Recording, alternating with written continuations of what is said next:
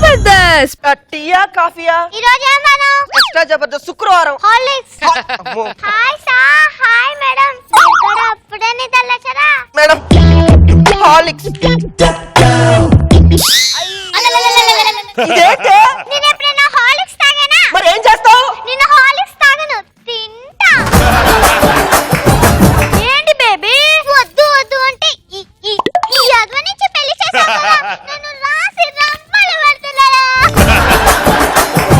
వస్తే ఆపండి మీ కోరస్తో. వాడింట్లో ఉంటూ వాడు ఫుడ్ తింటూ వాడిని వీధి కుక్క అంటారా? మీరేనే అసలైన కుక్కలో. దీనికి టీవీ చూడటం అలవాటు కదా అని చెప్పేసి కొత్త ఇంట్లో ప్లాస్మా టీవీ పెట్టించా. ఈ టీవీలో మధ్యాహ్నం స్టార్ మహిళ అనే ప్రోగ్రామ్ వస్తది. అందులో యాంకర్ సుమా గారిని తీసేసి పొట్టిదాన్ని పెట్టారంట.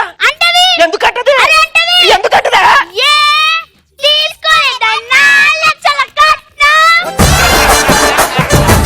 నేను మీ అందరికీ తెలుసు, ఒకప్పుడు అందరికీ అపరిచితుడిని. కానీ రీసెంట్ గా నేను మారిపోయాను. పెళ్లి చేసుకున్న తర్వాత మొగుడయ్యాను, మొగుడైన తర్వాత కాంప్రమైజ్ అవ్వడం మొదలు పెట్టాను. పెళ్లి అయిన తర్వాత అపరిచితుడు ఏంటి, ఆడ అమ్మ మొగుడైనా సారీ వాళ్ళ మమ్మీ హస్బెండ్ అయినా సరే కాంప్రమైజ్ అవ్వాల్సింది. చెట్టుగా భార్య దగ్గరికి వెళ్ళాలి, అది ఇంట్లో కష్టపడుతూ ఉండుంటది. అపురూపమైనదమ్మ ఆడ జన్మ, ఆ జన్మకు పరిపూర్ణత ఇల్లాలమ్మా. వచ్చేసారా? నువ్వు అక్కడ దనపడ్డావేంటి? చిచ్చి 100 పడిపోయింది తీస్తున్నా. నీ అంకమ్మ అదే వంకోసం నీ వంగాను.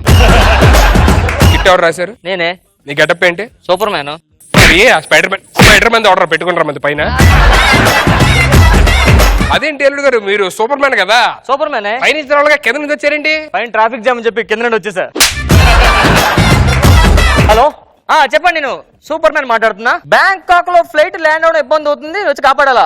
నీ పండకి అత్తరింటికి వచ్చాను, మా పిఎన్ పంపిస్తాను, పేమెంట్ మాట్లాడండి. 50,000 30,000కి తగ్గేది లేదండి. చెప్తే అర్థం 60,000 అంటారేంటి? మీరు మంచి అర్థం పోతా. ఏంటండి అల్లుడు గారు, 30,000 కంటే 60,000 ఎక్కువ కదా? ఓ నీ ఎర్రి పప్ప, 60,000 టీడీస్ ఎంత కట్టవద్ది? 60,000 10% అంటే 6,000. 30,000 3,000. 3,000 బెటర్ కదా? మా పప్పి ఫంక్షన్ అసలుకే ప్రెస్టేజ్ ఇష్యూ, ఇరగదీసేయాలి పాటలు. పప్పి ఏ క్లాస్ అవుతుంది సార్? రే పప్పి అంటే చిన్న పిల్ల కాదు బే, కుక్క పిల్ల. అవునా? పిల్ల కాస్త తల్లి అవుతుంది చూడండి సార్. నువ్వు చేస్తావు వెళ్ళి.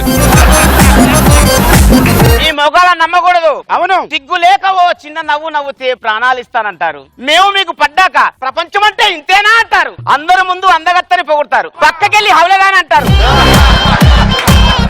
నువ్వు ఆ వీణ గురించి ఆలోచిస్తున్నావు, నా శరీరంలో ఉన్న వీణ తంత్రుల గురించి ఆలోచించట్లే. అరే నరాలు ఏమున్నదిరా, 90 కొడితే పడి ఉంటాయి.